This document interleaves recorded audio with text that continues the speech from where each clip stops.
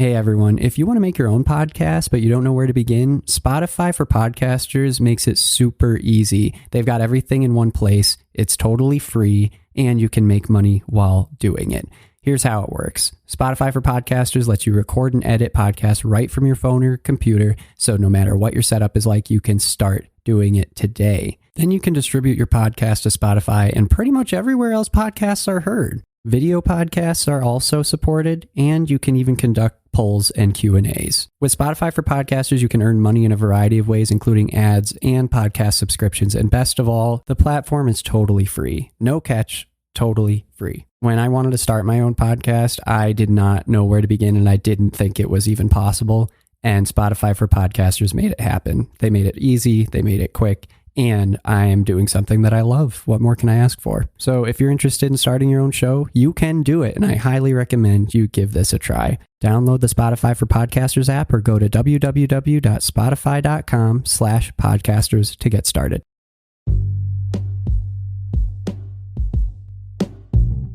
Hey everybody, what's up? Welcome back to another episode of Everything Kratom, the podcast about anything and everything Kratom. Great to have you with us here on this, our final episode of Season 4. Woo! Congratulations, everyone. Thanks so much for being here with me along for the ride. This has been great. Can't believe we're already at the end of Season 4. I keep on saying that with each season. It's pretty wild. I mean, that means this is our 200th episode. Wow. So, good for us. Okay, so to mark the end of this, we're going to be covering the final of a 4-part series of articles that have been focusing, it's in Courthouse News, and it's been focusing on the negative aspects of Kratom. It's been looking at, a bunch of different case studies of people dying, supposedly from Kratom overdoses or Kratom-related deaths. And then this final article, taking a look at the leadership behind the Kratom movement and, calling into question, are they representing the proponents of Kratom's best interests? And I think, this 4-part series has got me thinking a lot about Kratom. I consider myself a Kratom proponent. However, as I always say on this show, and I won't bore you, but I'll just sum it up here, I don't have an agenda. I really don't care. Kratom helps me a lot. If I found out that it was really deadly, I'd stop doing it. And I would tell everyone else to stop doing it. This would become the first specifically devoted anti-Kratom podcast, I have no agenda. I really don't care. But from the evidence that I've seen, I'm not really worried about Kratom so far, or at least not unaltered Kratom, right? I think that the two things that I've become wary of are altered Kratom, specifically the levels of the alkaloids, and then also concentrates, like the concentrated shots of Kratom, stuff like that. I've become a lot more wary of. But with that in mind, these articles have helped me think about this with a more well-rounded perspective. I'll say that. And I think that although I don't really think most of the case studies that they've brought up here hold their weight when you really look into them, there have been a few that I definitely want to look into more because it seems like Kratom may have played a role in people's deaths. Also, I always want to state when we're talking about people who've died, when their families say it was from Kratom, or their lawyers, or their friends, or whatever, the first reaction should always be condolences and feeling so sorry for that family that this person has passed away, and not jumping on them on Twitter or anything and saying, you're a terrible person for saying that Kratom killed your son, for instance, or your daughter. Of course it didn't, and I need to see the toxicology report. Come on, give them some time and treat them with respect. When the time comes, however that may be, I think that as we've found, more information comes out about these deaths, it ends up being not so simple as just, they just had Kratom and then they dropped dead 15 minutes later. So it's very, I don't think I've seen any cases like that. I did find that one case that seemingly has no other drugs involved in Colorado from many years back, but there was no residual blood to run a toxicology report. So I don't know. I mean, we're talking about such low numbers, it's absurd, and that has to be taken into account too. With that said, this has definitely made me a little more cautious. I think that's good. This final article is my favorite. I think the others are all right, give or take. But this final article, this has totally changed my perspective on the leadership behind the Kratom movement, not Kratom itself as much. So today we're going to look at that, and let's do that now. You can find the link to this final article in Courthouse News, along with all the others of the 4-part series, in the description of this podcast. This is actually a video episode, just to celebrate the 50th episode of the 4th season here. But if you're on a platform where you're not watching the video, that's fine. I'll cover this kind of like any other article, just kind of point out some highlights, let you check it out if you want more in-depth stuff. But you don't have to be watching. So, with all that in mind, let's do this. Season 4 wrapping up. Oh my goodness. Okay, so the title of this article is called The Law and the Prophets, Inside Kratom's Political Underbelly. And then it says, in the final part of our series on the botanical supplement Kratom, the lobbyist who made a senator nearly 50 years ago keeps cashing in, even as Kratom fatalities mount. It starts off with 2 different potential Kratom-related deaths or Kratom-caused overdoses. And the first one, I'm very skeptical about. The second one, I'm intrigued by. Okay? Just to go to show that I'm not, like, biased here. Like, I'm just looking at it at face value. The first one they mention, again, I'm going to touch on these very briefly and then jump into the main body of the article, which is primarily about the leadership. The first case is this person who is 38 years old. They're a diabetic. It says they wore a leg brace from a recent foot surgery, and they were found dead. They had blood in their mouth from biting their tongue. The coroner determined his blood metragine level to be 2,500 nanograms per milliliter. Though he had abused opioids years before, he had no other drugs in his system except prescription anti-anxiety medication and some Benadryl. He died from a Kratom overdose, or of a Kratom overdose. So this one I'm skeptical about. It's not that I don't believe that Kratom may have played a role, but you have a 38-year-old diabetic, just had a foot surgery. There's blood in his mouth from biting his tongue. There's quite a bit of Kratom in his body. He has a history of abusing opioids. He has anti-anxiety medication and Benadryl in his body currently at the time of death. We don't know if it's more than one anti-anxiety prescription or just one. It doesn't mention. There's a lot of factors there. I really don't know. I'm not the sort of person to say, like, well, there's so much going on there's no way to tell. Like, that's not what I mean. I mean, if there's like 5 drugs, like fentanyl, cocaine, opium, like if it's like that and then there's 2 others and then Kratom, then I'm willing to say, like, that's just, there's too much going on there. No way. No way are you going to blame Kratom. This isn't like that, but there is a little too much going on here for me to just accept that this is a Kratom overdose at face value. Now, to prove I'm not biased, the other case that they mention a couple paragraphs down is someone similarly aged, 39, went to sleep in their favorite chair while watching TV after consuming a large dose of Mang Da, mixed with orange juice, as was his habit. Now, to prove that I'm not biased, you go down a couple paragraphs. The other case I'm more interested in. Similarly aged person, 39 years old, went to sleep in their favorite chair while watching TV after consuming a large dose of Mang Da, mixed with orange juice. This person had chronic back pain, so they were used to doing this. This is like a habit of theirs.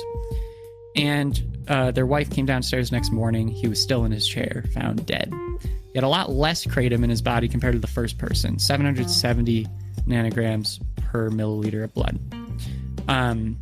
No other drugs in his system, according to his lawyers. So I think that this one I'm a lot more interested in. I would really wonder if there were no other drugs in this. I mean, that certainly seems somewhat straightforward, right? Again, being respectful of the family, I wouldn't say right away, like this was in 2019, so I wouldn't say in 2019, I want to see the toxicology report right away. Given that it's been 3 years, maybe right around now, I would be interested to learn a little more about this case. It says their family lawyers say that there's nothing else in his blood. I would certainly believe their lawyers, except they're lawyers. So I would want to see an actual toxicology report. That said, this one piques my interest. So it's like there's an example of one case where it's like too much going on for me to just accept it right off the bat. And one case where it's like, okay, you've got my attention, right?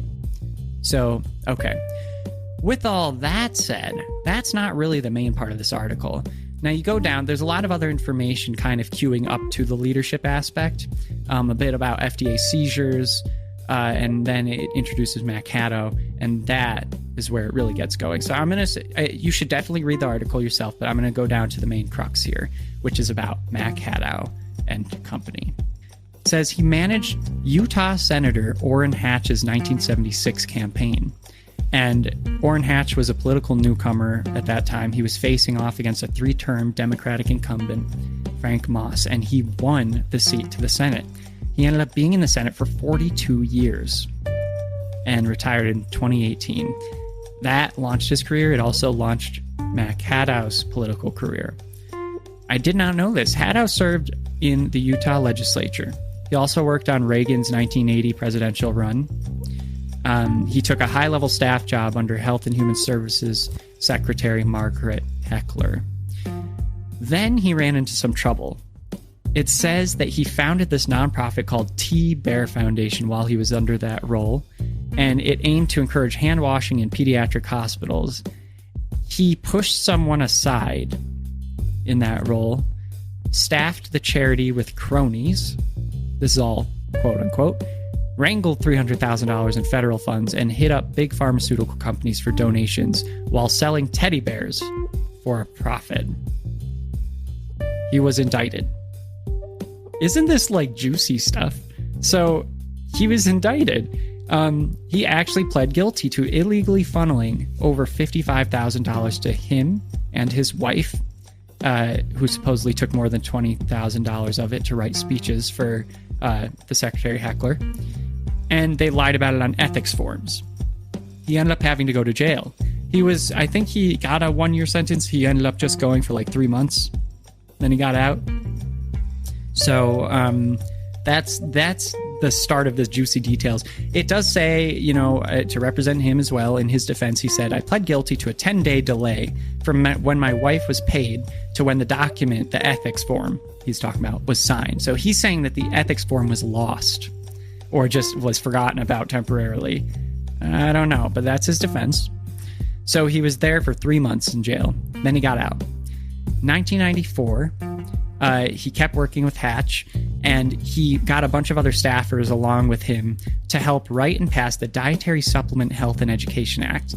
And essentially this was, from my understanding of it, something that changed how the FDA regulates new supplements and drugs, over the counter, that is.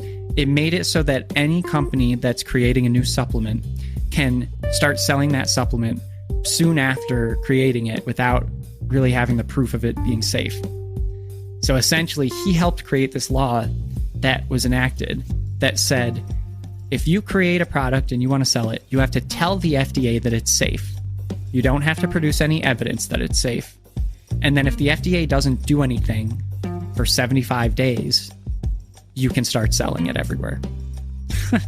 It kind of seems interesting. This is like really interesting to me, actually, because it's like, this is not something I would assume he'd be behind. Just the way that he has a public face about science and safety and everything. He helped create the law that goes around the FDA. Now, again, his viewpoint on this, he said it allowed the manufacturers to be innovative. So this is kind of, I'm not getting into politics here, and I'm not saying it's inherently wrong. Okay, I want to be clear about that. It seems like this is more of like the conservative viewpoint of less hands-on government, right? To allow innovation and growth, etc., which seems to be his mindset. And that's, totally fine. But it definitely put him against the FDA a while back. And it also has been a controversial bill to many people. So I'll leave it there. Now, moving further into the article, it also talks about Susan Ash, who founded the AKA. If you haven't listened to it, check out Kratom Science's recent interview with Susan Ash. It is a must listen, and Kratom Science did a great job. I learned a whole lot from that episode, so you should definitely check it out. In summary, from this article, it says that she founded the AKA. She was only taking a $12,000 stipend as the founder and chair, and she brought on Mac Haddow, hearing about him through a friend. And Haddow brought along his friend, Peter Canlin, who ended up, taking the head of the organization for a little while until recently. But basically, they got their way into the organization. And then according to Susan Ash, they wanted a lot more money than she thought made sense.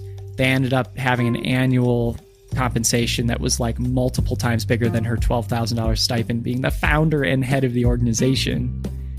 And then the board pushed her out a year later. So there's a lot going on there, right? They ended up, from 2017 to 19, the AKA paid Peter Canlin $340,000.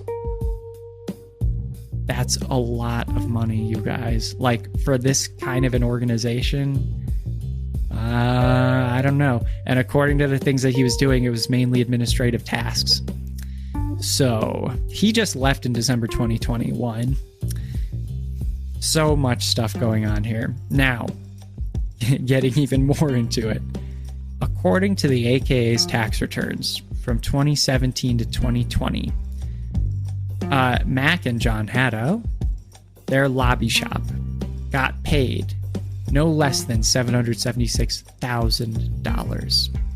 Pinney Associates, which does a lot of the Kratom science research and presents their findings at a lot of places where they're doing testimonies in states considering KCPAs or just laws against Kratom or for it. They got paid around $152,000 in 2017 to 2018 to produce this research. So there's a lot about money. There's a lot about leadership, control, and hustle. It seems like Mac Haddow is kind of pulling the strings, though. It seems like from all these changes, from where the money goes, all things lead back to Mac Haddow. He has some sort of connection to pretty much every law firm, every company, every nonprofit, every consulting gig, every person brought on in a leadership role, he has some sort of friendly connection with. That, to me, is a warning sign. It's kind of a red flag. Because you're not supposed to just like bring people in who you know and are friends with and pay people who you know and are friends with, and that's how everything operates. Like, that's just inherently, doesn't seem quite right to me. So, there's a lot more information about this I'm not going to go into here because it would be a long episode. But essentially what I'm saying is the latter half of this article is well worth the read. There's a lot of interesting history around Mac Haddow and the people that he works with. It seems like basically I'm coming away from this thinking that I'm not quite comfortable with Mac Haddow having so much power.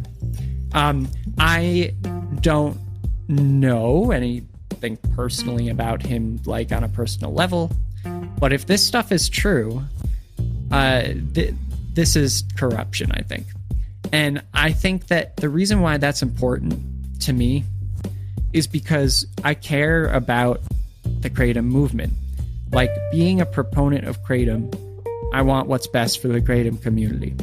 If somebody is leading the American Kratom Association, the lobbying arm of the Kratom movement, the organization representing the Kratom movement in most public-facing ways, and it's supposed to be like the most professional, in a way,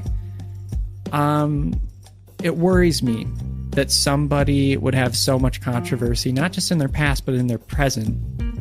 The amount of money that's changing hands and the amount of friends and consulting companies and things that he is connected to and receives money through, that it takes away from the Kratom community, and it takes away from the whole meaning of it all.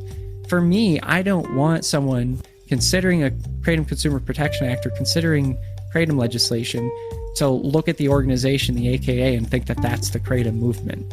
And I didn't want that before. But knowing that there's all this controversy now, it really makes me wonder, is there another way? Because I understand that, like, to make change in Washington, let's just say in a general sense, you need to hustle and you need to play dirty sometimes, or whatever you want to say.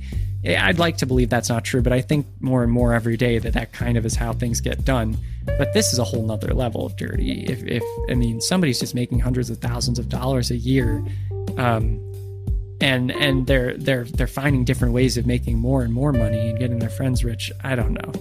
It doesn't make sense to me, and I think that it takes away from the whole meaning of the Kratom movement. And I want us to be represented by someone who represents our interests. Who wouldn't? So overall, this article has made me very skeptical of Kratom leadership within the AKA. And although the science from Pinney Associates might be connected to Matt Cadow, looking at it, I still think that by and large it's okay.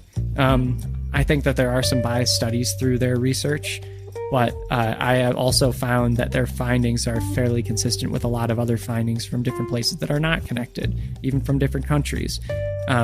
So I guess the wrap up would be, from this 4-part series, and even looking at the larger picture, I would say it's this. Let me get a sip of tea first. That's better. I would say it's this. Kratom seems to me to be fairly safe when taken correctly. Not taking many shots of it in a concentrated form, not taking Kratom that hasn't been manufactured in a good way, like in a proper standard sanitized process, and not altered, not having an alkaloid profile that's been altered, specifically 7-hydroxymetragenine being above 2%. So with all those in place, I think Kratom's pretty safe. I think that there are some cases that need to be looked into a lot more. And the people who think that Kratom caused those deaths should want it to be looked into a lot more, because we should understand how the person died.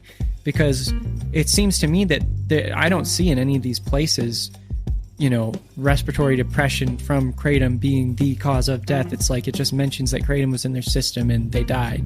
It's like, okay, well, let's see how it happened. If Kratom caused it, how did it happen? Because so far it seems like there's a ceiling to the amount of respiratory depression, which is quite high, but also there seems to be a very small amount, if any, when you're just taking Kratom naturally. So, how's it happening? Anyway, so that's all my viewpoint on Kratom safety. I think that overall it's okay still in my mind, but of course I'm going to continue to monitor it.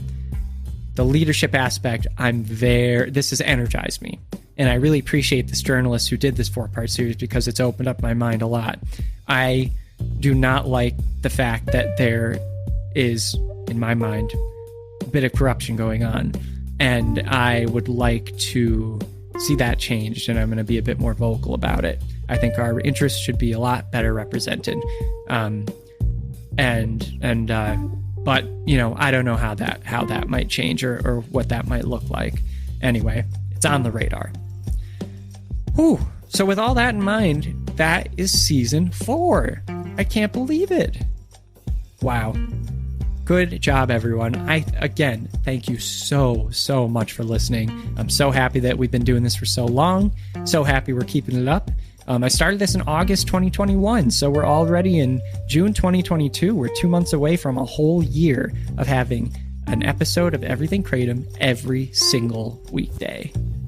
Wow. Even Christmas. How about that? That's not saying much. I'm Jewish, but hey, whatever. I could have been at the movies. Okay, everybody. I'll leave it with that ridiculous comment, and we'll be back tomorrow to finish off the week and to start off season 5. And if you feel like it, please consider donating to this podcast. I promise I'm not corrupt.